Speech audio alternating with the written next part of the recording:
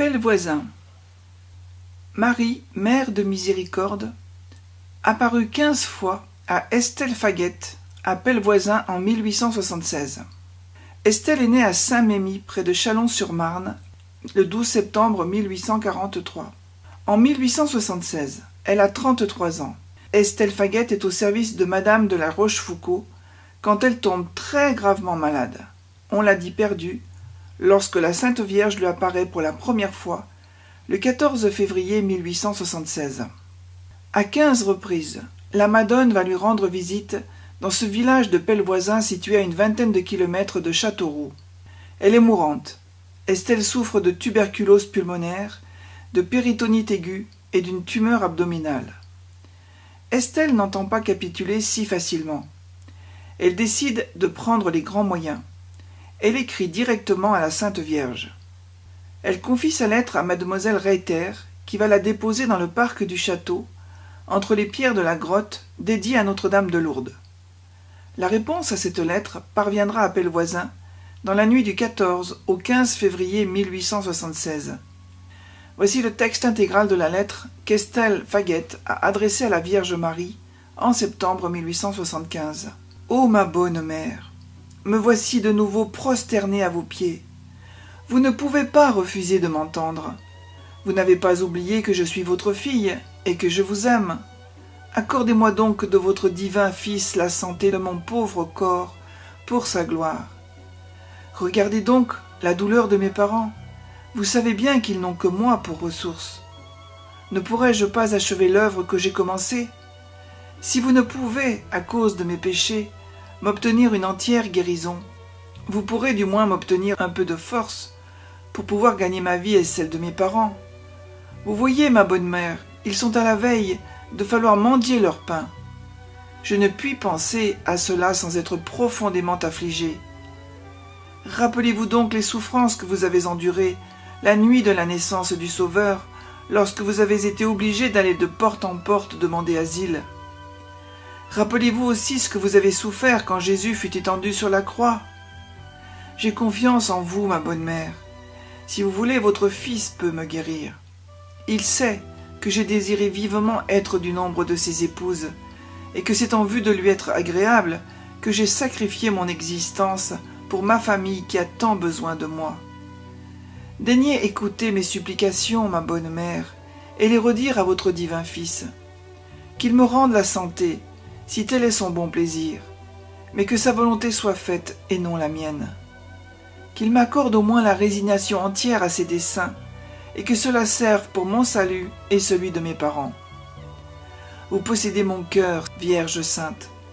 Gardez-le toujours, et qu'il soit le gage de mon amour et de ma reconnaissance pour vos maternelles bontés.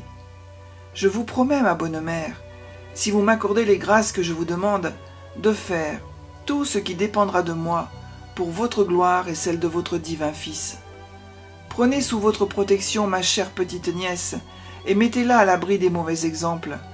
Faites, ô Vierge Sainte, que je vous imite dans votre obéissance et qu'un jour je possède avec vous Jésus dans l'éternité.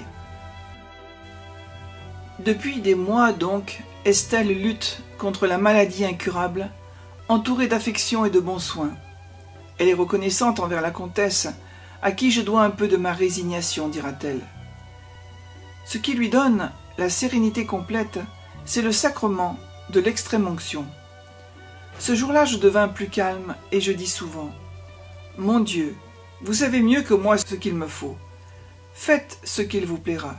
Seulement, faites-moi faire mon sacrifice généreusement. » Et le 14 février 1876, Estelle eut la première apparition. Elle eut d'abord l'apparition du diable, puis de la Sainte Vierge. Le soir du 14 février, Estelle est épuisée. Il est près de minuit. Un sinistre personnage, cherchant dans la nuit son butin, se présente au pied du lit de la mourante. Il veut profiter de son extrême fatigue. Elle-même raconte. Tout à coup, le diable apparut au pied de mon lit. Oh, que j'avais peur! Il était horrible. Il me faisait des grimaces. Quand la Vierge apparut de l'autre côté de mon lit. Marie porte sur la tête un châle de laine bien blanc. Elle dit à Satan, « Que fais-tu là » Ne vois-tu pas qu'Estelle est revêtue de ma livrée ?» Le scapulaire. « Et toi, Estelle, ne crains rien. Tu sais bien que tu es ma fille. » Deuxième apparition. Marie annonce 3 événements importants. Le premier, pendant 5 jours consécutifs, Marie reviendra la voir. Le second, samedi, tu seras morte ou guérie. Et troisième événement important, si mon fils te rend la vie, tu publieras ma gloire. Estelle va recevoir la visite de Marie 15 fois au cours de l'année 1876. Les 5 premières apparitions surviennent 5 jours consécutifs, et d'après la Vierge elle-même, tu souffriras encore 5 jours en l'honneur des 5 plaies de mon fils. La présence de Satan, qui avait été importante le 14, se fait plus discrète les jours suivants, de sorte que le 18, il est complètement absent. À l'inverse, pendant ce temps, la Vierge se fait de plus en plus maternelle. Elle s'approche au milieu de mon lit, dira Estelle. Dès le mardi 15 février 1876, Estelle apprend qu'elle sera guérie. Elle est si prête à mourir qu'elle est déçue de cette nouvelle. « Mais ma bonne mère, si j'avais le choix, j'aimerais mourir pendant que je suis bien préparée. »« Ingrate, répond Marie. Si mon fils te rend la santé, c'est que tu en as besoin.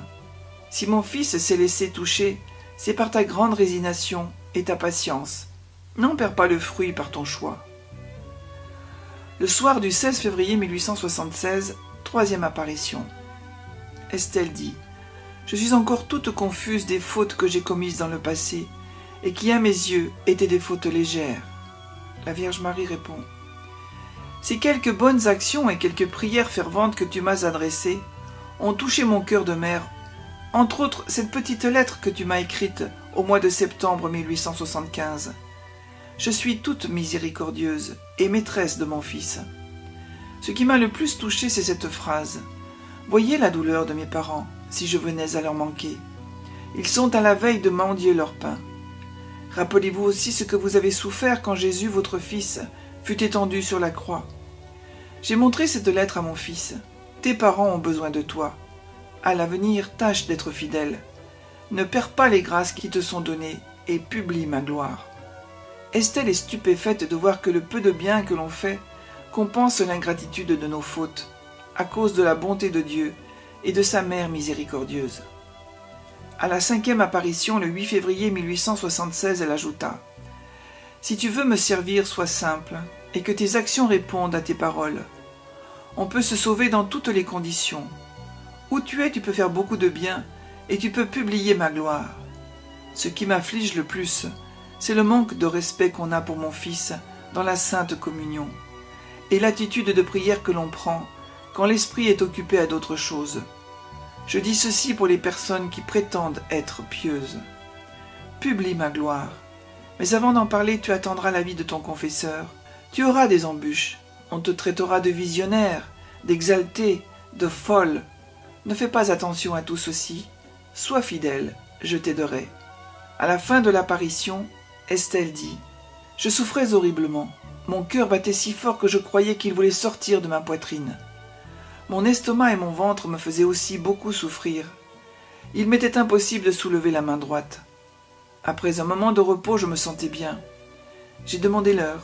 Il était 00h30. Je me sentais guérie, excepté mon bras droit. 6e apparition, 1er juillet 1876. Du calme, mon enfant. Patience.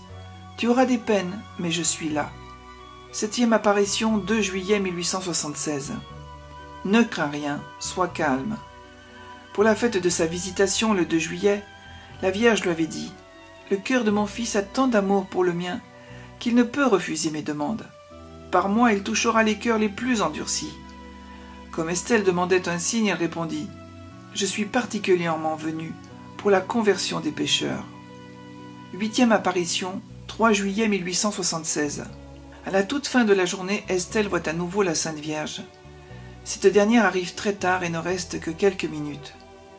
Je n'étais pas fixé l'heure à laquelle je devais revenir, ni le jour. Je ne resterai que quelques minutes. Marie semble arriver d'une importante réception et veut partager sa joie avec Estelle. Je suis venue terminer la fête. Je ne savais pas quelle fête c'était. Je le demandai le lendemain à monsieur le curé, qui me répondit que c'était à Lourdes le couronnement de Notre-Dame de Lourdes. 9e apparition, 9 septembre 1876. Ce samedi, Estelle reçut une 9e visite de la Sainte Vierge qui lui apparut à la fin de son chapelet. Nul doute que la pauvre Estelle n'a pas dû être fière en entendant la Vierge lui faire quelques reproches. Tu t'es privée de ma visite le 15 août. Tu n'avais pas assez de calme. Tu as bien le caractère du Français. Il veut tout savoir avant d'apprendre et tout comprendre avant de savoir. Hier encore je serais venu. Tu en as été privé. J'attendais de toi cet acte de soumission et d'obéissance. En disant cela, elle souleva la petite pièce de laine qu'elle portait sur la poitrine. J'aperçus un cœur rouge qui ressortait très bien. J'ai pensé de suite que c'était un scapulaire du Sacré-Cœur. Elle me dit en le soulevant « J'aime cette dévotion ». Elle s'arrêta encore puis elle reprit « C'est ici que je serai honorée. Les trésors de mon fils sont ouverts, qu'il prie. » 10e apparition, 15 septembre 1876. Je tiendrai compte des efforts que tu as faits pour avoir le calme. Ce n'est pas seulement pour toi que je le demande, mais aussi pour l'Église et pour la France. Dans l'Église, il n'y a pas ce calme que je désire. 11e apparition, vendredi 15 septembre 1876. Elle était comme toujours, la pluie tombait de ses mains. Elle soupira et remua la tête en disant « Il y a quelque chose ». Elle s'arrêta. Elle ne dit pas ce qu'il y avait, mais je compris tout de suite qu'il y avait quelque discorde. Puis elle reprit lentement, qu'ils prient et qu'ils aient confiance en moi. Ensuite, la Sainte Vierge me dit tristement « Et la France, que n'ai-je pas fait pour elle? Que d'avertissements! Et pourtant elle refuse de m'entendre. Je ne peux plus retenir le bras de mon fils. » Elle paraissait émue en disant « La France souffrira. » Elle appuya sur ces paroles, puis elle s'arrêta encore et reprit « Courage et confiance. » Alors à cet instant je pensais à mon cœur « Si je dis ceci, on ne voudra peut-être pas me croire. » Et la Sainte Vierge m'a comprise. Elle m'a répondu « J'ai payé d'avance. Tant pis pour ceux qui ne voudront pas te croire. Ils reconnaîtront plus tard la vérité de mes paroles. » Puis, tout doucement, elle partit. 12e apparition, 1er novembre 1876. La Vierge portait encore le scapulaire. 8 décembre 1876. Tu iras toi-même trouver le prélat, et tu lui présenteras le modèle que tu as fait. Dis-lui qu'il t'aide de tout son pouvoir, et que rien ne me sera plus agréable que de voir cette livrée sur chacun de ses enfants. Ils s'appliqueront à réparer les outrages que mon fils reçoit dans le sacrement de son amour. Vois les grâces que je répands sur ceux qui le porteront avec confiance et qui l'aideront à le propager. Monseigneur de la Tour d'Auvergne, archevêque de Bourges, reconnut le premier le scapulaire le 12 décembre 1876. Par la suite, Léon XIII fit de même. Le message de Notre-Dame de Miséricorde de Pellevoisin est un message pour aujourd'hui. On peut le résumer en 4 phrases. Publie ma gloire. Je suis toute miséricordieuse. Courage, confiance, calme, les 3 C. J'aime cette dévotion, le scapulaire du Sacré-Cœur. Prière à la Mère miséricordieuse de Pellevoisin. Ô Marie, je te remercie d'être toujours à mes côtés pour me réconforter, m'éduquer et me tourner vers ton Fils Jésus, car moi aussi je suis ton enfant bien-aimé.